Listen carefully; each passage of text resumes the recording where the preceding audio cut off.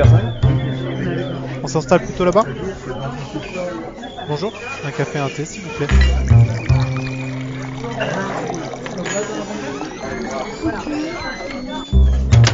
Café ou thé, c'est le temps de la pause. Bonjour et bienvenue sur notre nouvelle série de podcasts Le temps d'une pause, thé au café. Elle met en lumière l'actualité de notre écosystème de partenaires. Découvrez-y une série d'entretiens avec des experts de l'efficacité organisationnelle et de la digitalisation. SIRH, relations clients, management, solutions paye, conseil, éditeur de logiciels, cloud.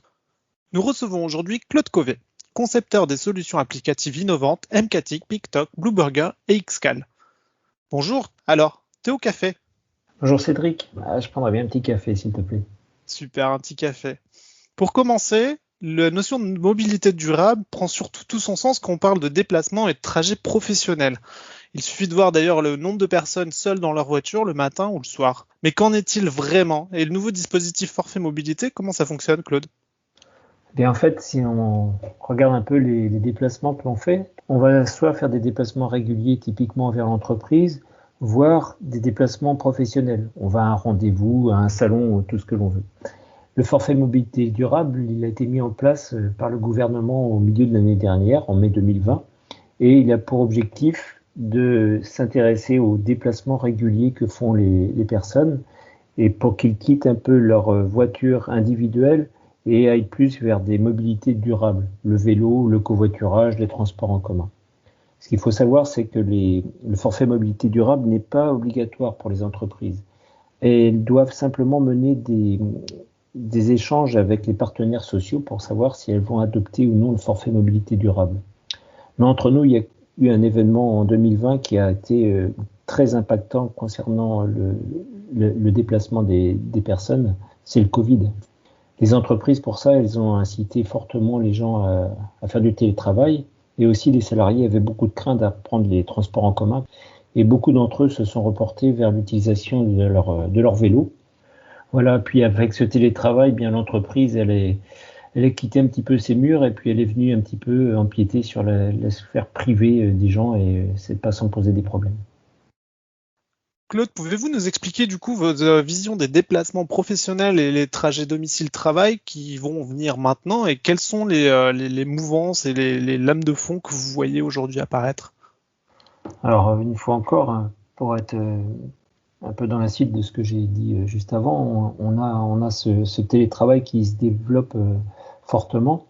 Donc le télétravail, ça signifie quoi finalement? C'est que on a deux endroits pour travailler, à l'entreprise, naturellement, mais aussi chez soi. Donc ça amène, et ça a également des impacts sur la mobilité.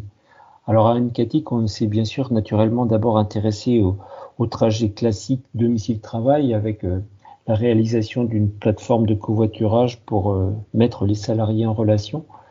Et puis là, dans un deuxième temps, on couvre maintenant les déplacements professionnels. Et en fait, quand on y réfléchit un petit peu, le déplacement professionnel, on a toujours deux possibilités théoriques pour commencer son trajet. Soit on part de l'entreprise, soit aussi on part de son travail.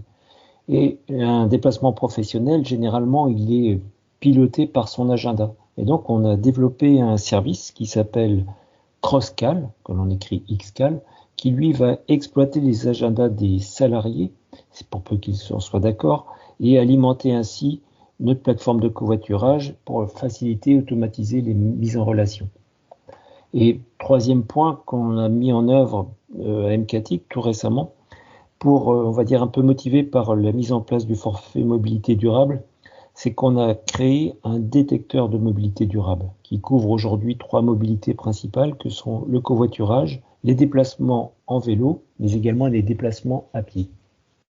Donc une vision où le tout connecté entre l'individu et l'organisation, entre la sphère professionnelle et privée, ou encore le choix du trajet ou le moyen de transport optimise en quelque sorte l'empreinte carbone liée au déplacement vers et depuis le travail? Alors attention Cédric, quand on dit tout connecté, c'est vrai, mais c'est pas vrai pour tout le monde. Il faut bien garder ça à l'esprit. Par contre, c'est vrai que ceux qui sont en mode tout connecté, ça peut être un avantage pour eux parce que ils ont une vision constante de ce qui se passe dans l'entreprise. Le manque de communication parfois peut être frustrant. D'avoir de l'information, c'est très bien. Par contre, hein, ça a aussi un autre avantage, c'est que avec ce mode entre guillemets du tout connecté, ben, ça peut donner des opportunités pour travailler depuis n'importe où.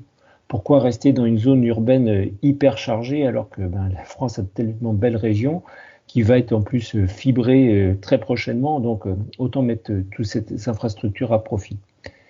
Après, si on revient un petit peu plus sur nos déplacements, ce qui est extrêmement important, c'est que, en fait, de tout ce qu'on en est, il est très très difficile de changer nos habitudes. Et malheureusement, souvent, c'est un événement extérieur qui fait qu'on va rompre ses habitudes. Une casse de voiture, un Covid qui apparaît, ou un changement de boulot. Bref, tout ça fait qu'on peut être amené à changer son mode de déplacement. Et elles, les entreprises, elles vont voir autre chose, du moins les grandes structures, c'est que elles vont être de plus en plus à même à s'attacher à ce que leur bilan carbone soit meilleur. Parce que n'oublions pas que ce qui nous concerne tous, de près ou de loin, mais inexorablement, c'est le réchauffement climatique. Et donc, les entreprises vont être très très vigilantes sur cet aspect-là. L'organisation du covoiturage et des mobilités durables passe aussi donc par un interfaçage des solutions dédiées avec les systèmes tiers. Comment fonctionnent donc les plateformes chez vous, Claude? À MCATIC, on a développé une plateforme qui est capable de s'interfacer avec bon nombre d'outils de SIRH ou des outils de planification.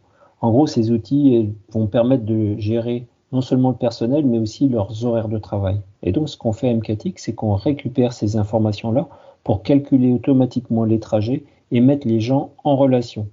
Bien évidemment, comme on fait entre guillemets un détournement de l'usage premier de ces données-là, il va être important de collecter le consentement des usagers à participer au covoiturage organisé par l'entreprise. Et j'imagine donc qu'avant de mettre en place ce type de dispositif, il y a une réflexion à mener d'un point de vue de l'organisation, tout en amont? Ah oui, tout à fait. Il va falloir par exemple tenir compte de la taille de l'effectif. Est-ce que les salariés sont soumis à des horaires variables ou pas? Est-ce que l'entreprise est répartie sur un seul site ou sur plusieurs sites? Bref, toutes ces composantes vont avoir un impact direct sur typiquement la pertinence de l'offre de transport public. On va pouvoir aussi être intéressé à savoir s'il est possible de constituer des équipages de covoiturage. Tout ça, c'est quelque chose de compliqué. Et généralement, cette tâche complexe est menée par des cabinets conseils en mobilité.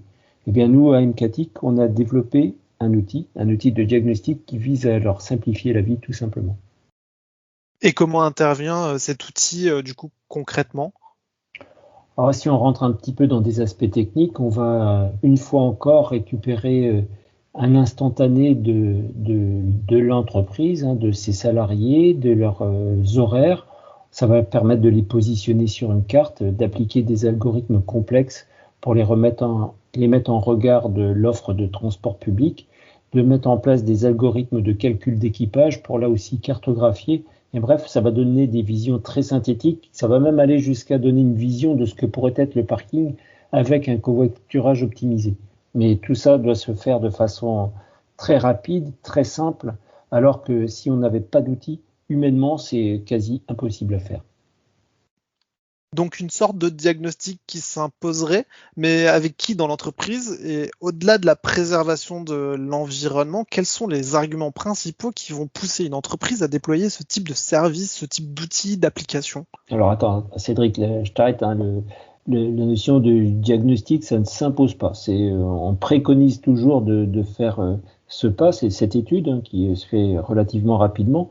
Mais une entreprise peut décider, être convaincue de mettre en place, par exemple, un service de covoiturage spontanément. Bon, il faut reconnaître que l'outil de diagnostic, c'est quand même un outil d'aide à la décision. On a typiquement, on peut se dire dans une organisation, on fait un bilan déjà combien de personnes viennent en transport en commun, en covoiturage, en vélo, etc.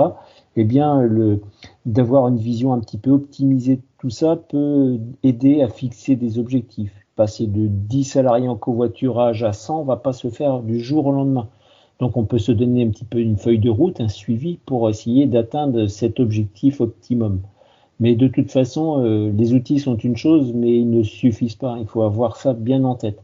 Ce qui est extrêmement important, c'est l'implication que doit avoir l'entreprise à travers ses animations, à travers les différents systèmes de récompense, notamment le forfait mobilité durable, qu'elle pourrait mettre en place et qui va, comme je l'ai évoqué plus tôt, permettre de casser un petit peu les habitudes que chacun de nous a pour aller au travail. Bah écoutez, Claude, je positive avec vous. C'était un plaisir de prendre une pause autour d'un café. Merci de nous avoir présenté votre vision de la mobilité et des trajets professionnels et merci à nos auditeurs de nous avoir accompagnés. Rendez-vous donc sur holidis.com pour d'autres interviews. Merci Cédric à toi pour cette interview, c'était un plaisir. Et puis pour les curieux, allez donc faire un petit tour sur le site mcatic.fr. À bientôt.